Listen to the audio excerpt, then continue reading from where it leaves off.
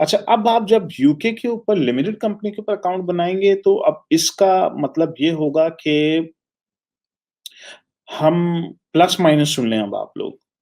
सबसे बड़ा माइनस तो ये है कि पैसे यूके के बैंक अकाउंट में आ रहे हैं जो कि आपका डिपॉज़िट मेथड है और वो पेयोनीर भी हो सकता है, वो ट्रांसफर वाइज़ भी हो सकता है। पैसे पाकिस्तानी बैंक में नहीं आ रहे। अच्छा, जब पैसे पाकिस्तानी बैंक में नहीं आ रहे, तो टैक्सेशन अब आप टैक्सेस एफबीआर को नहीं पे कर रहे, बल्कि अब आप एचएमआरसी को पे कर रहे हैं। ये है इसका नेगेटिव साइड। इसका प्लस साइड ये है, मार्जिन ज़्यादा है। आपका मार्जिन अच्छा खासा हो गया है। आप वैट फ्री पे काम कर रहे हैं। अब आप 30-35% मार्जिन के ऊपर बिज़नेस कर रहे हैं। ये इसका प्लस पॉइंट है। आप वैट नहीं पे करनी पड़ेगी आपको।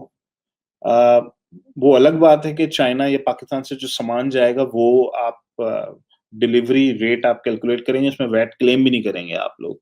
ओवरऑल मार्जिन ज़्यादा है आपका। लेकिन हो सकता है आप 1 साल के लिए ये करें, सिर्फ़ 1 साल के लिए। 85 के जैसे ही आपने क्रॉस कर दिया, अब आप कहते हैं यार अब मैं इस आईडी को पाकिस्तान एड्रेस पे मूव कर देता हूँ। आप उसकी जाके ओनरशिप चेंज कर दें। अब आपने जाके कहा कि ये यूके लिमिटेड नहीं है बल्कि अब ये एक पाकिस्तानी एंटिटी इस अकाउंट को ओन करती है। ठीक है?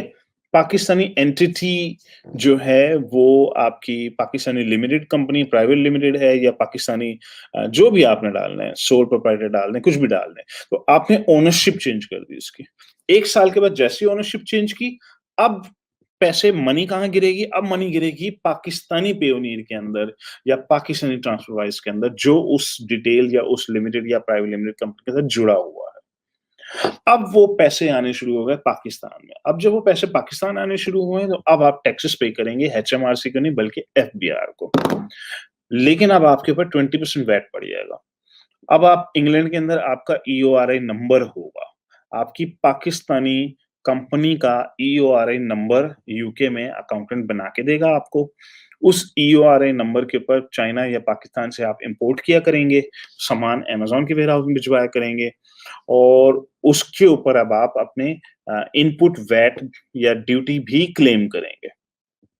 ये पार्ट क्लियर हो गया आप लोगों को? ये वाला पार्ट ज़्यादा इम्पोर्टेंट है क्योंकि यहाँ पर आके लोग कन्फ्यूज़ हो रहे हैं बेसिकली कि मैं स्टार्ट कहाँ से करूँ?